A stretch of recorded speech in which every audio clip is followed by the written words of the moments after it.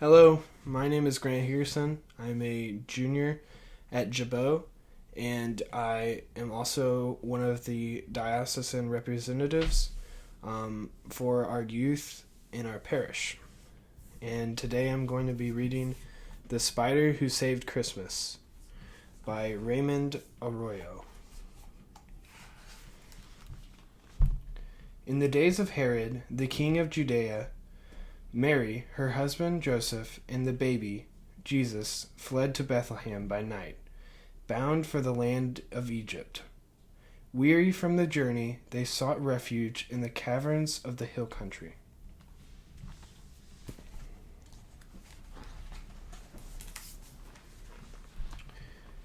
And as they entered a cave, behold, a great spider trembled at the child's cry. The sound vibrated through her golden web, filling Nephilia with wonder. She scabbered to the corners of the silk where a sack of her eggs, her future, hung. They were safe, swaddled in the golden strands she had spent hours knitting about them. She peered down at the fascinating strangers below.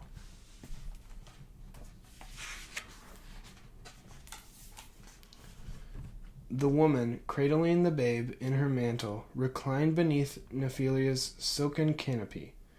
The man with kind eyes lifted his lantern, staring into the darkness outside the cave. "We can't stay here, Mary," he said in a soft voice. "Herod's men are coming." For he had been warned in a dream that King Herod sought to destroy the child. "Jesus wouldn't be safe until we reach Egypt," he said. Mary nodded gently, kissing the head of her babe. "Fear not, Joseph."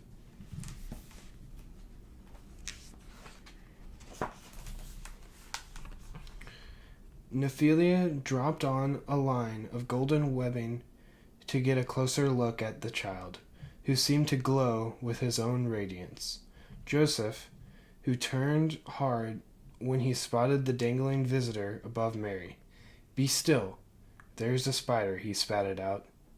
He slashed at Nephilia with his staff. As she recoiled, Joseph ran his staff through the webbing, ripping two of the main lines. The golden spider retreated into the shadow and laid her body protectively over her sack of children. "Leave it, Joseph," Mary said. "But they are dangerous." He lifted the lantern, seeking the spider lurking in the dark. As he raised his staff to strike the spider and clear what was left of the webbing, Mary took a hold of the rod. "All are here for a reason. Let it be."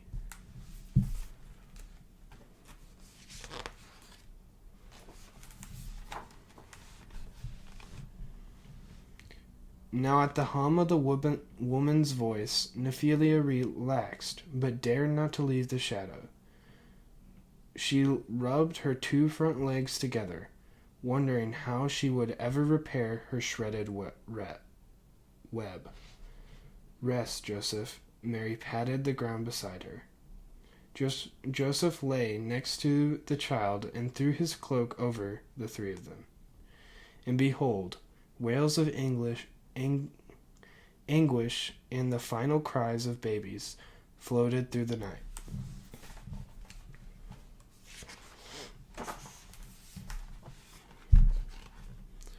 Nephilia, at the sound of the wails on the wind. "Poor children," Joseph said. "The soldiers are close. Dim the light," Mary whispered. "I am sorry we are in this horrible place," he told her, snuffing out the lantern light. "We are so exposed." "It is where we are meant to be. There is beauty, even here." She looked up at Nephilia's web, touching Joseph's hand, and love. "Pray for our safety," he said, closing his eyes. Mary lightly moved her lips. Only the faraway streaks disturbed the cave's silence.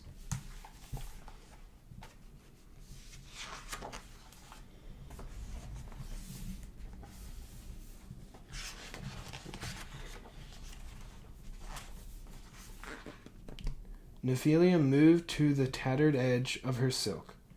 Taking advantage of the stillness, she began to spin a new web. How would she ever reattach the ripped drape to the faraway wall? It would take hours, days perhaps. A shaft of moonlight suddenly cut into the cave. As Nephilia turned towards the light, a warm gust carrying the sweet scent of berries blew over her. It swirled about the cavern, and she felt herself rising slightly. The wisping main lines of her web floated up to the ceiling and stretched to the far wall of the cave, as if they had never been disturbed. The spider warily walked the length of the silk to the far cave wall, testing the strength of the new lines.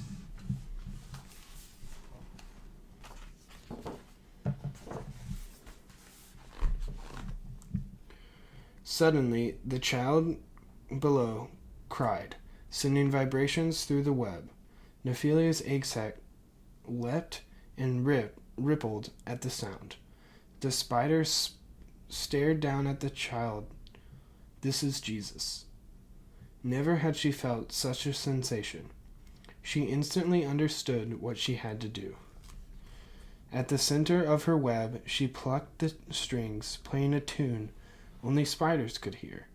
From deep within the crevices of the cave, Nephilia's older children scuttled forward by the dozens. Each heard its mother's call and followed her to the cave opening.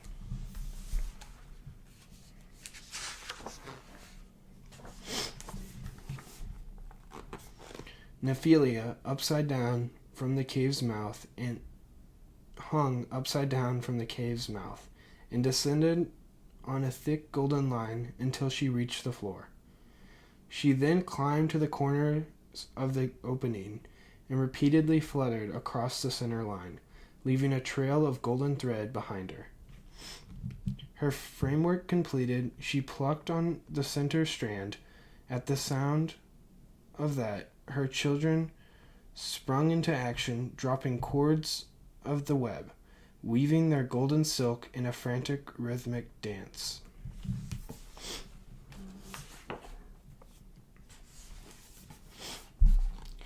Now, when it was daybreak, the spider's work was done. The cave mouth was a golden veil of webbing, sealing it completely.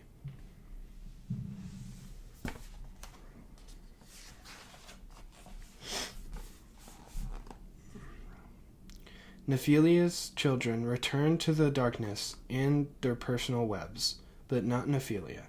Despite the frost dotting the golden curtain, she rested on the outside at the very center of the web.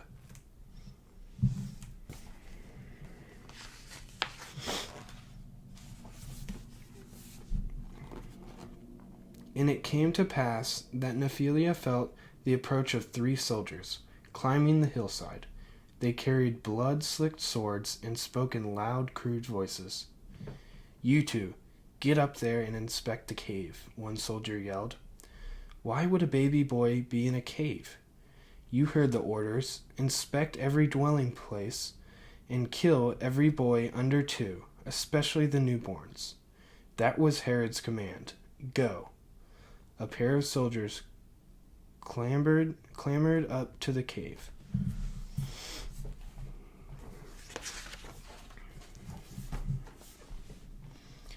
The yelling and clanging of the armor woke Joseph. Though Mary and Jesus did not stir. In the silence, Joseph fetched his staff and held it high, ready to defend his family. The golden screen blocking the outside world puzzled him. On its thick gauze, he observed the 2 shadows of 2 huge soldiers, one waving a sword. Joseph tightened his grip on his staff.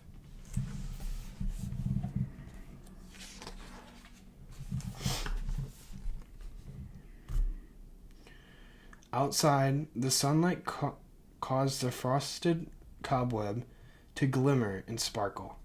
Nephilia wished to return to the shadowy recesses of the cave. She felt so exposed sitting in the daylight. But the child had clearly told her to spin a web over the entryway and remain there. "What should we do?" one of the soldiers whispered, considering the spider's handiwork. "No one entered the cave, or the web would be broken." "You are right," the soldier glared at Nephilia, whose legs were pulsing. "There's no newborn in there, except maybe newborn spiders." "That thing looks like it's ready to pounce," the other soldier said, shivering for an instant. "I hate spiders. Forget it. Let's go."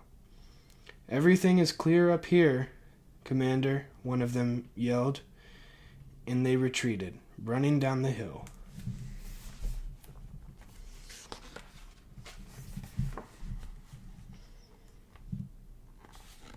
Inside the cave, Joseph lowered his staff and fell against the rocky wall, giving thanks for their safety. Nephilia watched the soldiers leave, and after a long while she began to bow on the strings of her web. The light melody awakened Mary. "Joseph, from where is that music coming from?" "I hear nothing," he said. Mary marveled at the gauze and the shadow of Nephilia, illuminated by the sun. "Isn't it beautiful?" "Soldiers came as you slept. The spiders saved Jesus and us," Joseph said, staring at the web. "Yes, all are here for a reason." Mary looked lovingly at her son and nodded off to sleep.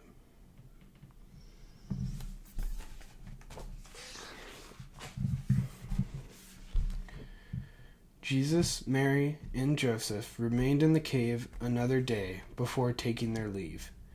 They pulled back a piece of Nephilia's golden curtain to pass from the cave, and the child's hand grazed the web as he hastened to Egypt.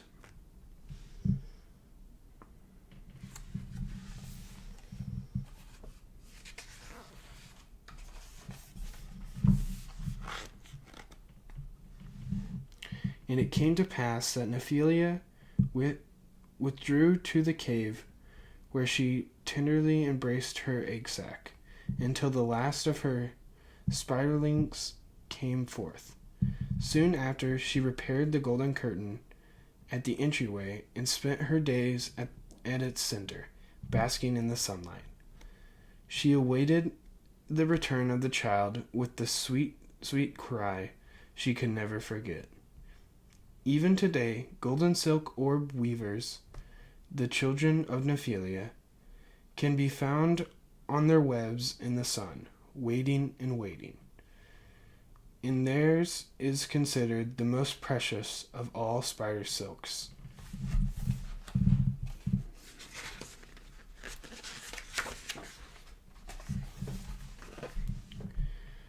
Nephilia's gift to the Christ child is remembered in the sparkling tinsel that drips from evergreens all over the world at Christmas time.